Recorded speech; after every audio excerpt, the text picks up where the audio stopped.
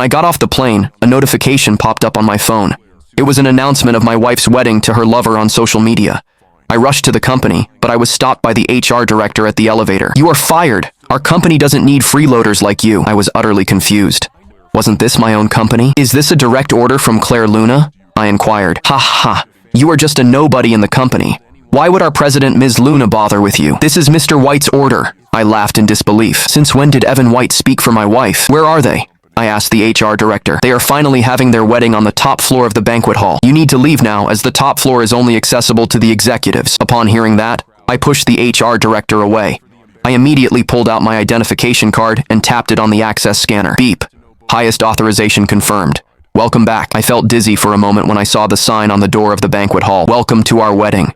Claire's voice came through the door. "Thank you everyone for taking the time to attend my wedding with Evan, as well as the baby shower, the journey." When I pushed the door open, I could feel the lively atmosphere inside. My mother-in-law, Susan Lynette, had always been cold to me. She suddenly smiled at me while holding a baby. Meanwhile, my wife was kissing another familiar-looking man in front of everyone. As they parted, I clenched my fists amidst the cheers of the guests. Evan, that ungrateful scumbag. When his family's company was facing bankruptcy, Evan turned to Claire. Claire, for the first time in our 10-year marriage, begged me to help him. She asked me to hand over the project I had completed to him. Evan, who was on the other end of the phone, also pleaded with me. He claimed he would repay my kindness one day. I knew they had both grown up together as kids, but Claire had sworn to me whatever they had before was all in the past. Furthermore, she informed me that she had arranged an easy position for Evan at the company. What an easy job indeed.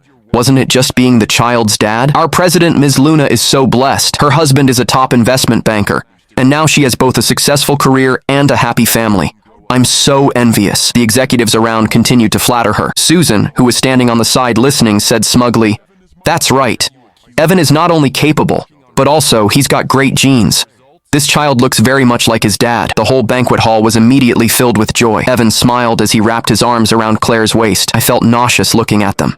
When I first joined the company, I didn't have many achievements. As a result, I didn't announce my relationship with Claire publicly. Now that I've completed the UI project, I finally feel confident enough to hold this wedding ceremony, Evan said. As I listened from below the stage, I let out a cold laugh. When did he ever complete the UI project? I had always been the only one overseeing the entire project, apart from liaising with Claire. Now it all made sense. Claire stood up with a smile when she heard her lover shower her with praise. Evan didn't want people to misunderstand him, so he had kept it a secret for so long. "Ms. Luna, don't worry about it.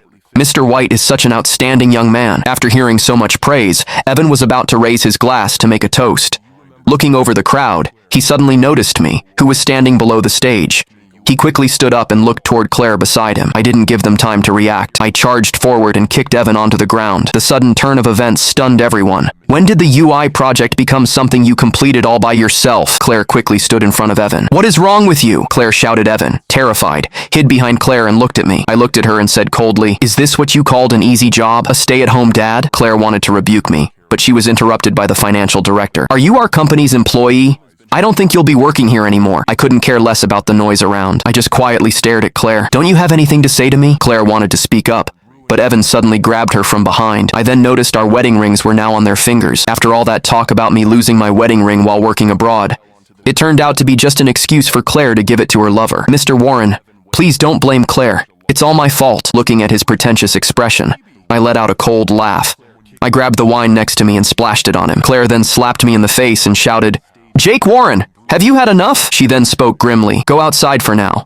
I'll explain everything to you later."